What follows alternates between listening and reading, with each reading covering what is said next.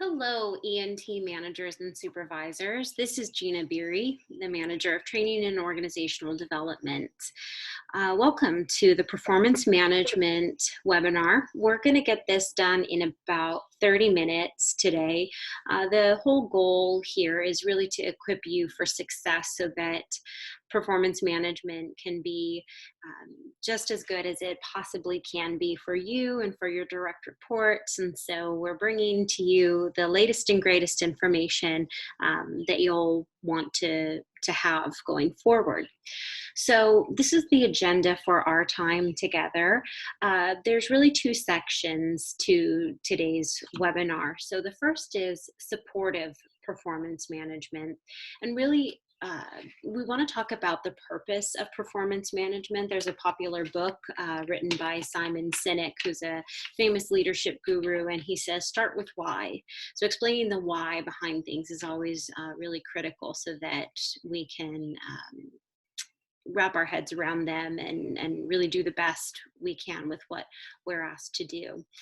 The next is that we'll talk about writing effective evaluations. If you're an old pro at this, sharpen the saw, if you will, polish the diamond, maybe pick up a tip or two.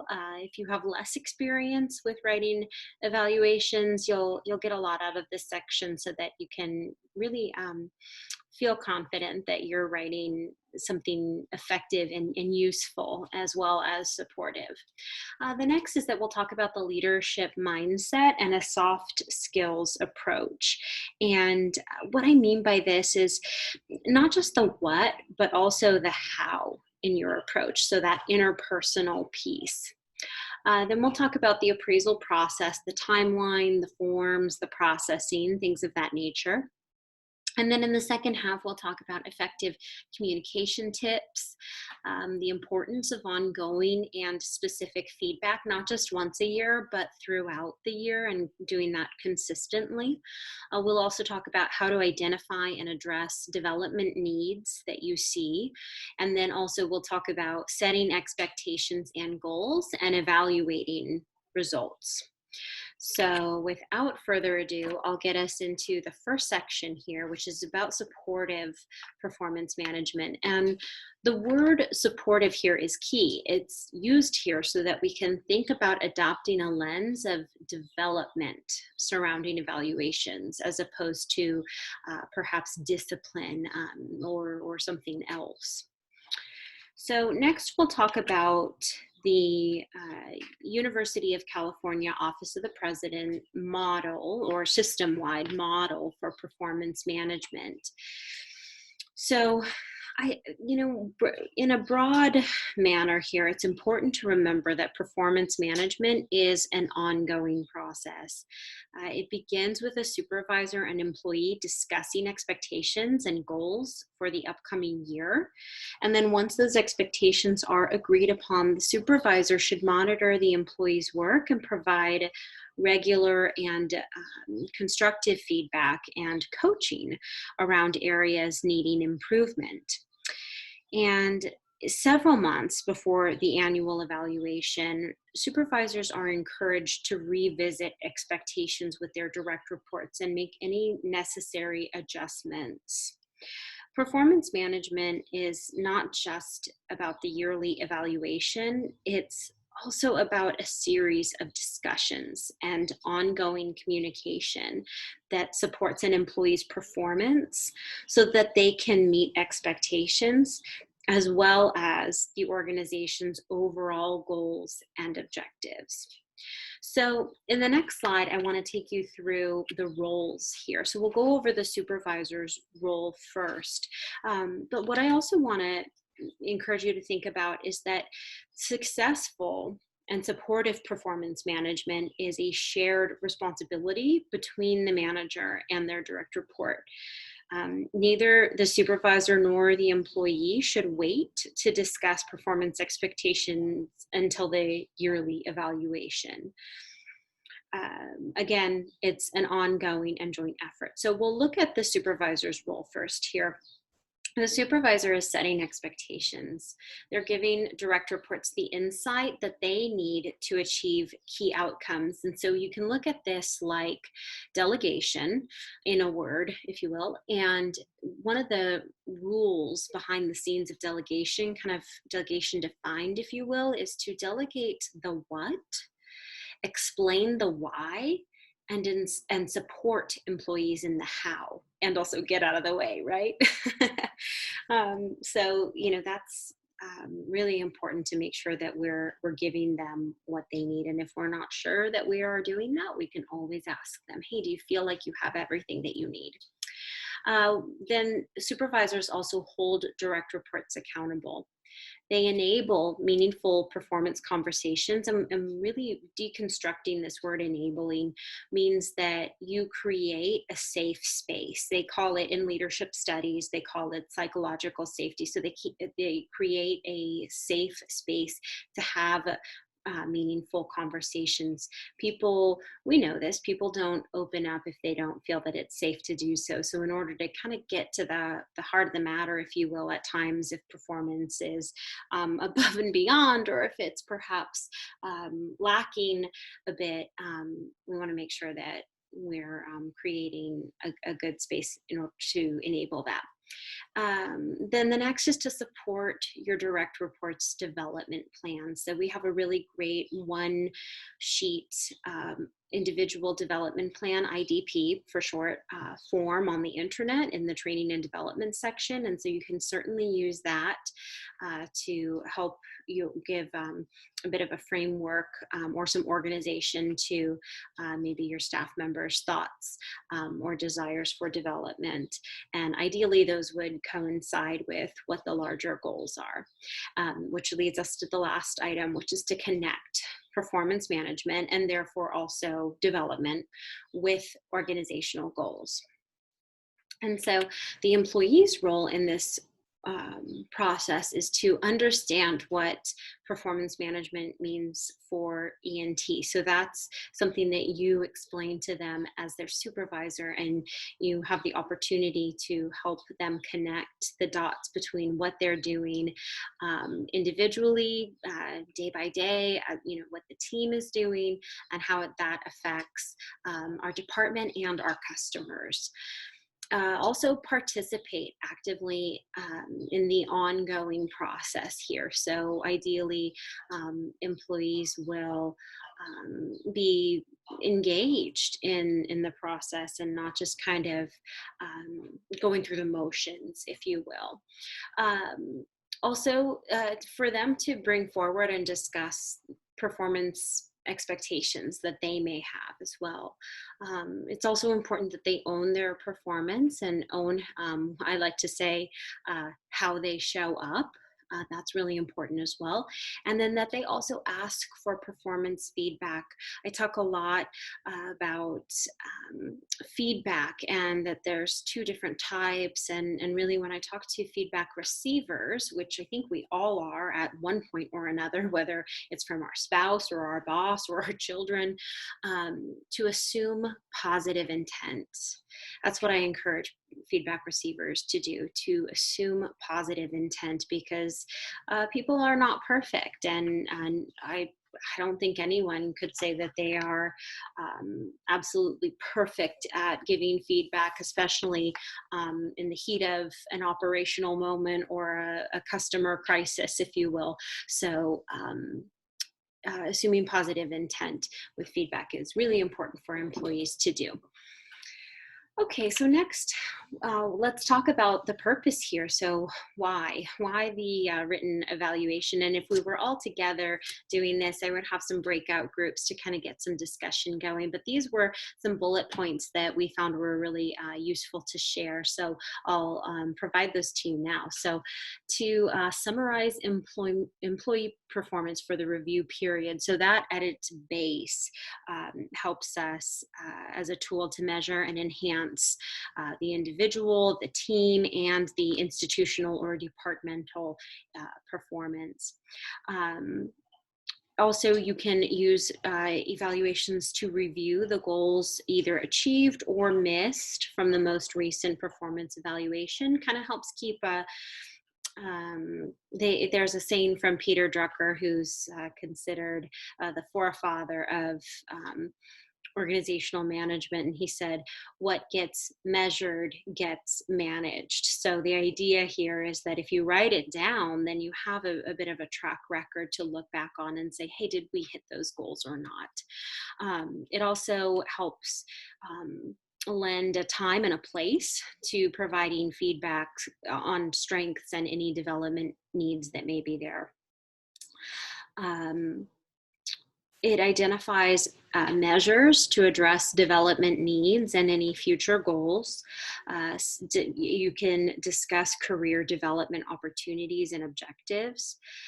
Serves as a basis for merit-based pay increases, and helps us be in compliance with labor contracts and the UC and UCLA, and also organizational CHR policies and procedures. So a lot of things going on there. Really important to maintain the why behind this endeavor and what we're seeking to accomplish with it. So the next thing we'll talk about here is writing effective evaluations. So there's three key elements to an effective evaluation.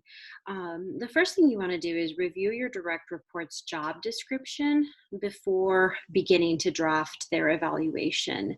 This will help you address all aspects of their job and not have you kind of relying on your own memory, which can be really challenging, especially if you have several direct reports. The next thing that we want to make sure we do in order to provide an effective evaluation is to be concise and to the point, and to focus on facts. And then the next thing for an effective evaluation is to use examples and be very specific in your feedback.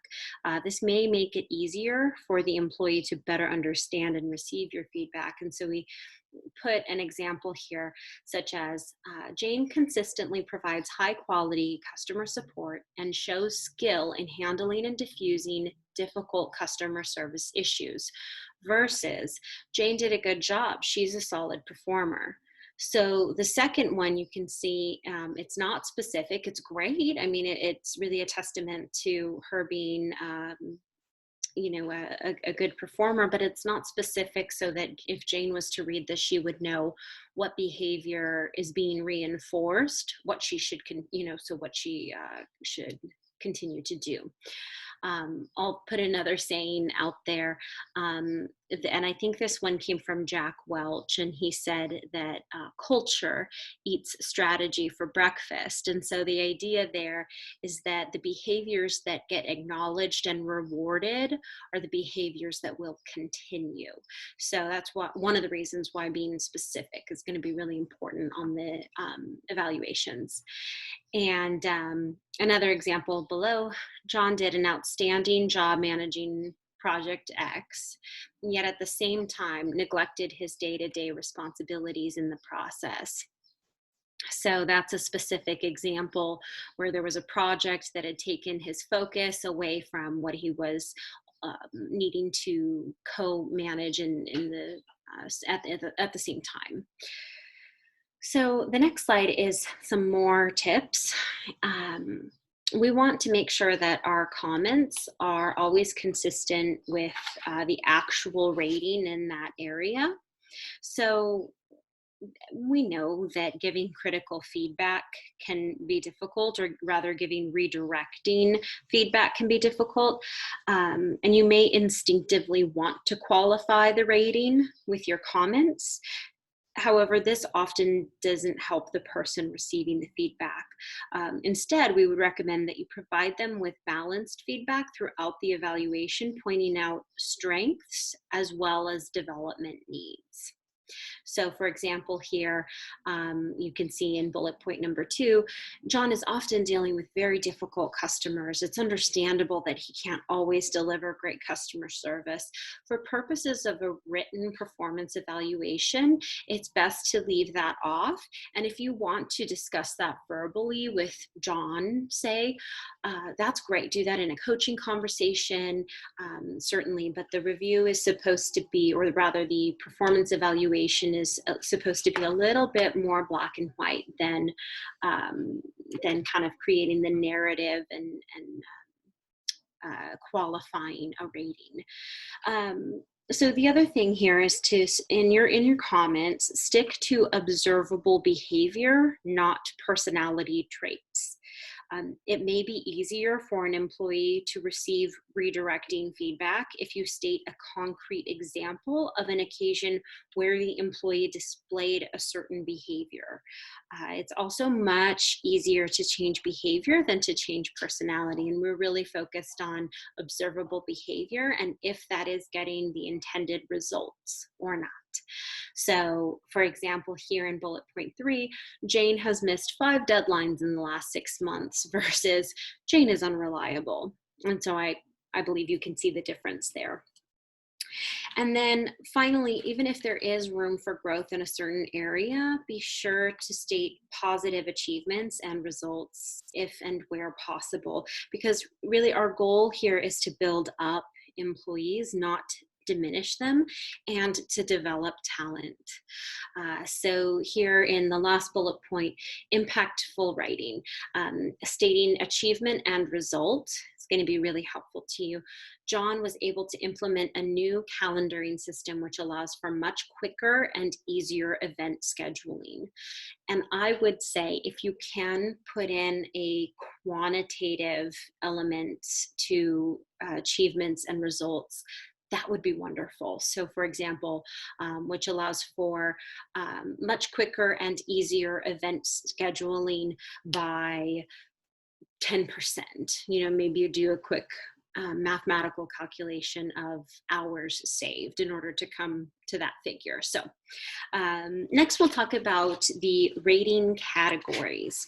So this is taken straight off of the UCLA performance evaluation form. And so I'll talk you through this a little bit. Let's first look at the fully meets expectations.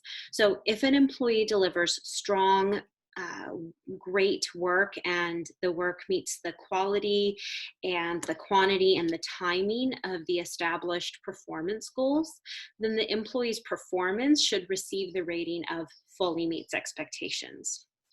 And if work quality or quantity or timing is not always on point in a particular category, then a rating of partially meets expectations may be most appropriate. Though the employee still gets the work done and the end product may just, for example, lack quality or is routinely delivered late, that's where partially meets expectations may be most appropriate. So on the other hand, if the work consistently exceeds the quality, quantity, and timing that was defined in the performance goals, the rating should be exceeds expectations. And in order to achieve an overall rating of exceeds expectations, an employee's performance must have a rating of at least fully meets expectations in every category on the evaluation form. The exceptional performance rating describes truly transformational work that has had a significant impact on the organization and fundamentally improves the organization as a result of the employee's contribution. A truly exceptional employee is a role model for others. This is a rare category, and a very small number of employees typically fall within that category. We know that performance can be mapped such as a bell curve. So if you've ever heard of the 10, 80, 10, if you imagine a bell curve, or a bell, 10% will be to the left-hand side, not quite up to par. 80% will be doing good, solid work. And then at the right-hand side, you have 10% that are just out of the park. They're just absolutely exceptional. So hence the reason why there's a shorter, a smaller amount there. So the 10-80-10 is percentage of headcount in an organization. So if an employee's work is unsatisfactory and the organization is negatively impacted by their performance, then that's where a rating of does not meet expectations may be most appropriate. So the next thing I want to do is have us talk about some of the things that we can encounter as a manager or a supervisor when conducting a performance evaluation. So these are about biases and effects, and we intend to write performance evaluations that are objective and factual and which accurately reflect an employee's performance. There's just a number of conscious or unconscious biases to be aware of. The experts tell us that biases don't make us bad people, they make us human people, people. It just happens. And so I figure we should talk about these and just make sure that we can be aware of them. So the first thing is the cookie cutter effect. This is where a manager may tend to rate a group of employees the same when they're all doing the same or a similar job. So this is kind of like one size fits all, which may not and most likely is not really the real landscape of what's going on. Then there's the recency effect. So this happens when an impactful event occurs toward the end or the beginning of a review period that overshadows an employee's performance throughout the review period, and therefore disproportionately influences the supervisor's view of the employee's performance. So we've all heard that saying, most likely, of what have you done for me lately? So we want to make sure we are aware of the recency effect. The next is the similar to me effect. And this is the tendency of a manager to judge employees more favorably who they perceive to be similar to themselves. The contrast effect. So this describes the tendency to rate an employee's performance by comparing the employee with other employees rather than judging effectiveness in relationship to established performance expectations. So that's another one to watch out for. The central tendency error is the tendency to rate an individual the same in all areas of the evaluation. Also not the most beneficial thing to do. And lastly, the halo and horns effect. So this is the tendency to rate all areas in an employee's evaluation based on performance in only one area, or by the manager's overall feeling, quote unquote, towards the employee, whether it's a positive feeling or a negative feeling. So those are just some things that we want to make sure that we are aware of. So this slide talks about the E&T performance management process. So this is kind of the landscape, if you will. Evaluations are done at least annually, more often if and when needed. You must always review and discuss an evaluation with your own supervisor prior to reviewing it and discussing it with your direct report. When an evaluation is completed, keep in mind it must be signed and dated and submitted to E&T Central Administration within 2 weeks of the review period end date. Those dates are really important. The next is that we'll talk about new and transfer employees as opposed to the more business as usual. So for new full-time career employees, a probationary evaluation must be conducted by the 4th month of their 6-month probationary period, or sooner if there are performance issues to be addressed. Complete an evaluation if an employee is transferring within E&T or if their supervisor is changing if 3 months have passed since their last evaluation. To review the UCLA Employee Performance Evaluation Form or the UCLA Self-Appraisal Form, you can visit the E&T intranet and click on the Personnel and Payroll button, and that will get you there to that information.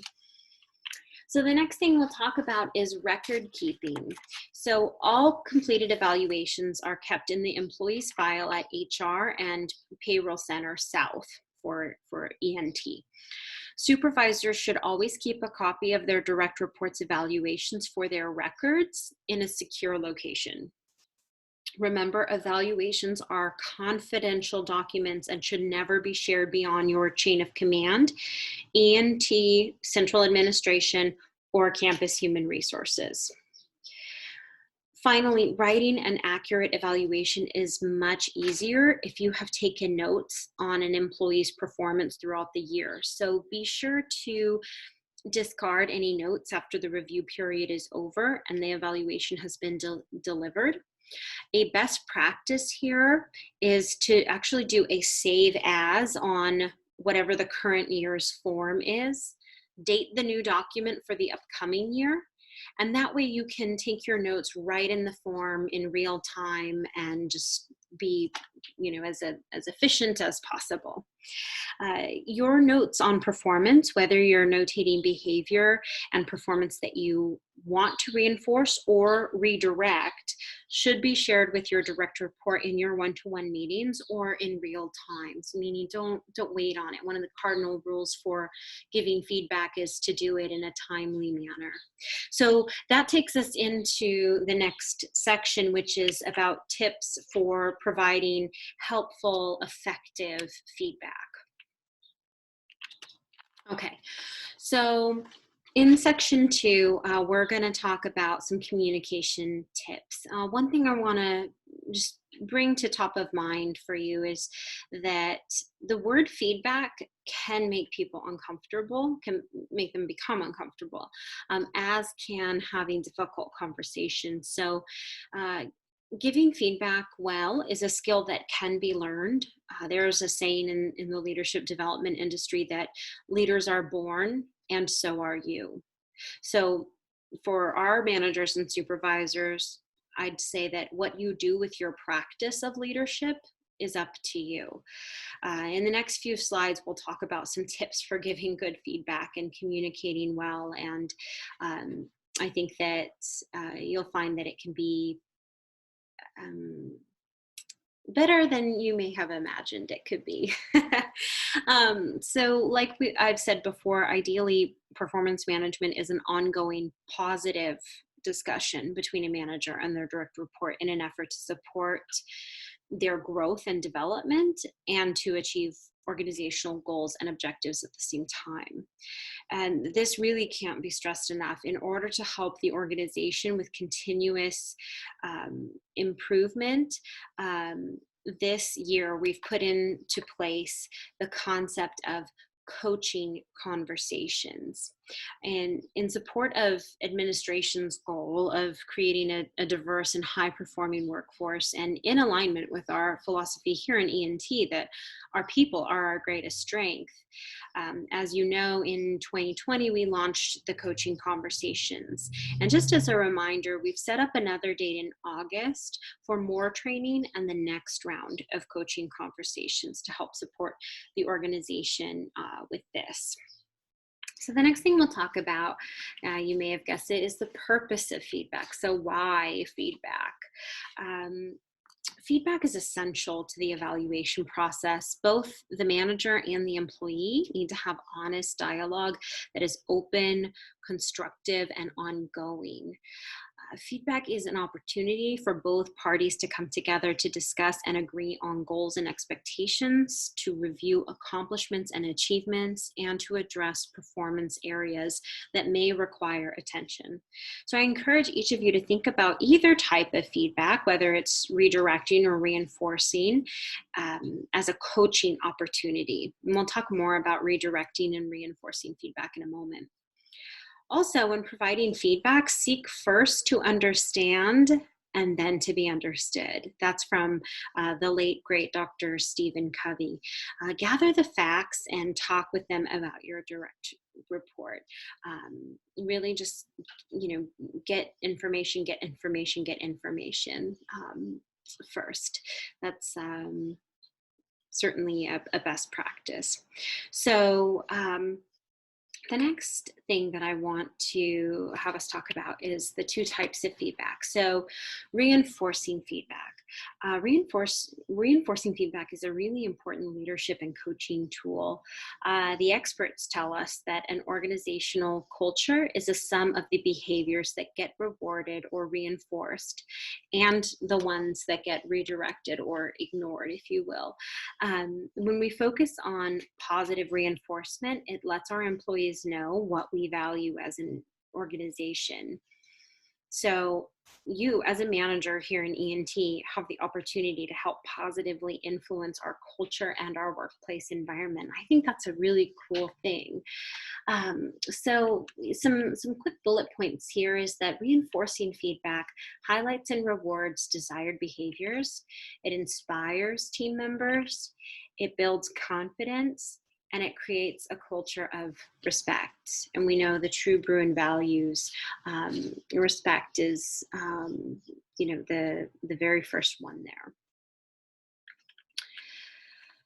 All right, so next is redirecting feedback. So at the beginning of the performance management cycle, it's important to discuss performance expectations with an employee, including the behaviors that the employee is expected to exhibit and the results the employee is expected to achieve during that rating period.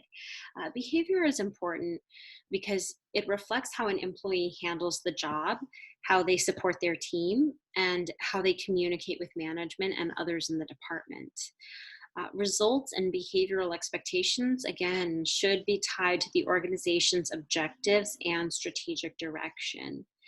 In fact, if developed and implemented properly, performance management systems drive employees to engage in behaviors and achieve results that facilitate organizational objectives. So again, I just think this is really cool. It's really the opportunity to make a difference. So redirecting feedback, give any redirecting feedback as soon as is possible and in private. Ask your direct report for their view on what could have been done differently and let them tell you. Be specific about what behaviors you perceived were effective or ineffective. Focus on what they did or did not do, not personal characteristics. Collaboratively plan steps to address development needs and offer help in addressing development needs, and provide any resources that you may be able to do. So the next thing we'll talk about is gathering your thoughts and preparing your feedback.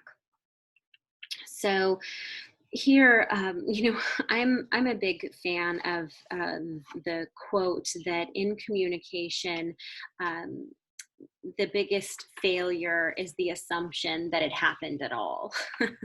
And so there's something that happens with sender and receiver in a communication situation. And so we want to make sure that we think about, that we're thoughtful about what we're doing. So when you're preparing your direct reports evaluation and your corresponding feedback, just remember to articulate what your expectations were, how your observations met or did not meet your expectations, how did the employee fulfill their job duties, and what do you expect from the employee going forward.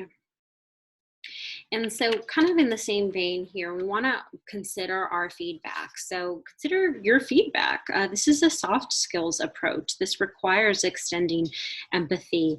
When creating an employee evaluation, always consider how the recipient might receive the appraisal.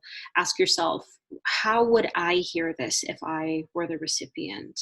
Is the appraisal constructive and fair? Is it a contribution to the employee's growth and development? Remember, that's so important. Additionally, ask yourself what questions the employee might have upon receiving the review.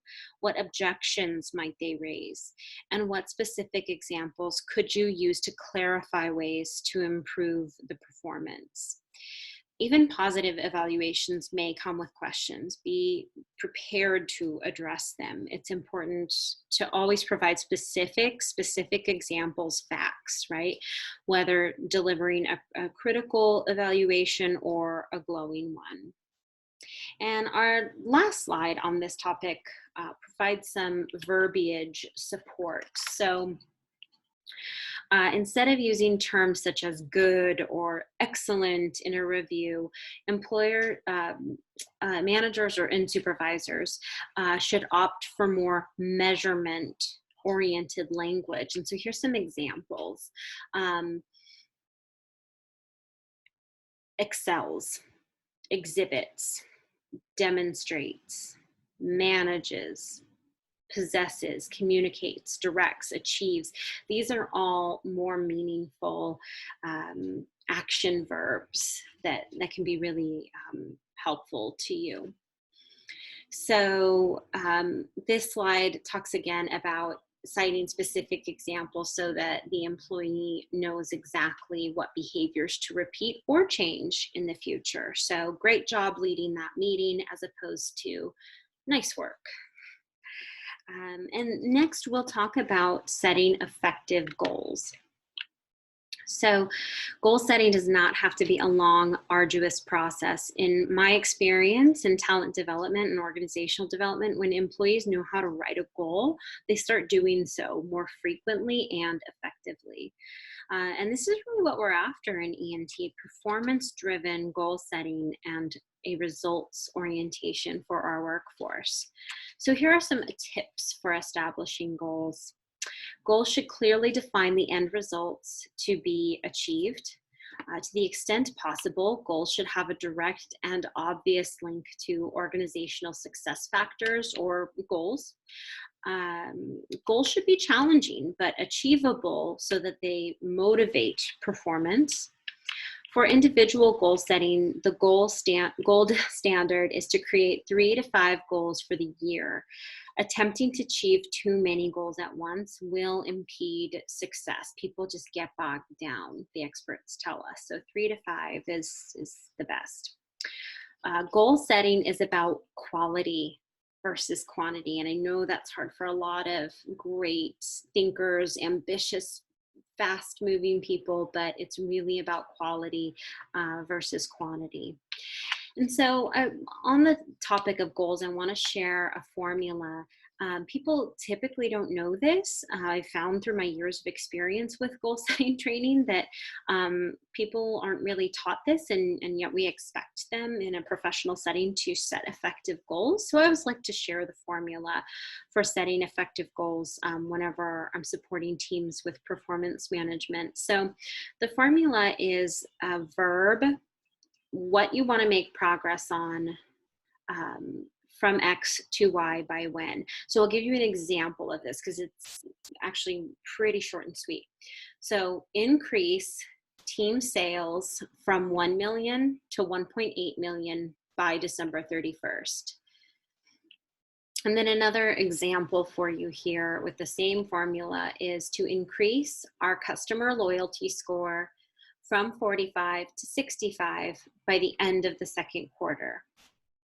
And so this also follows the SMART goal setting example. If anybody knows about that or has heard about that or is a subscriber to that, these goals are SMART.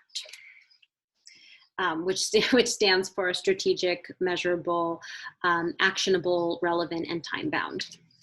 So next we'll talk about the leadership mindset, supporting and empowering employees to own their own development.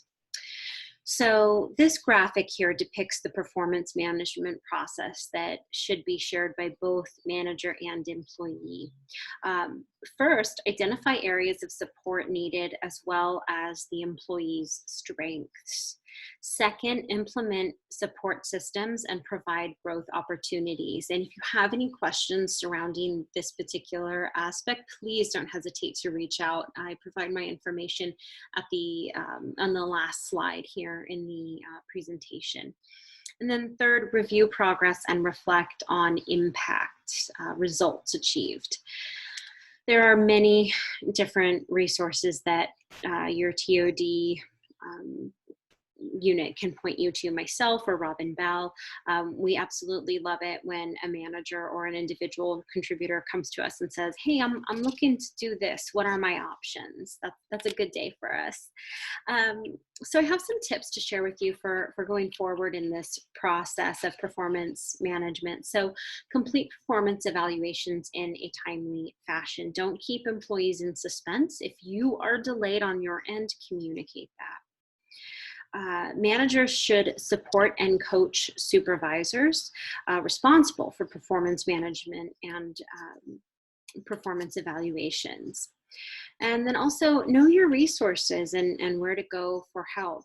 Your DAs and DRs in your units, the ENT intranet, and your chain of command are all sources of support for you.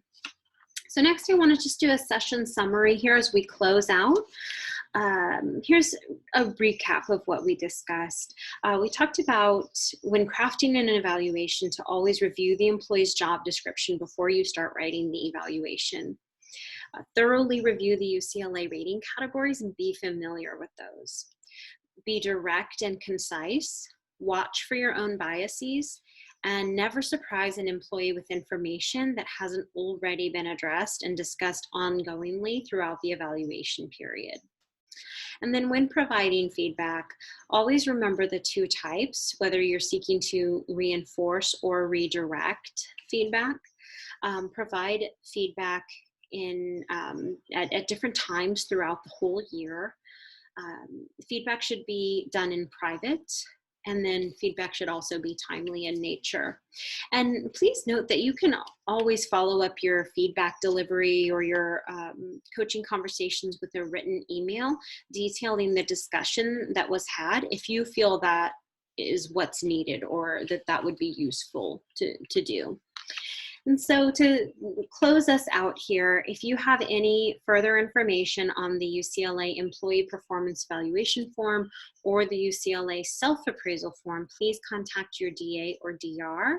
I just want to reinforce the message that ENT Central Administration is here to support our managers and supervisors. No one's alone in this. And if you have any questions or would like some more support with regards to some of the soft skills surrounding providing evaluations or talent development or talent management and things like that for your direct reports, please don't hesitate to reach out to me. So I thank you for your time and being a part of this and really being a part of making a difference at ENT. So that's it. Have a good one. Bye-bye.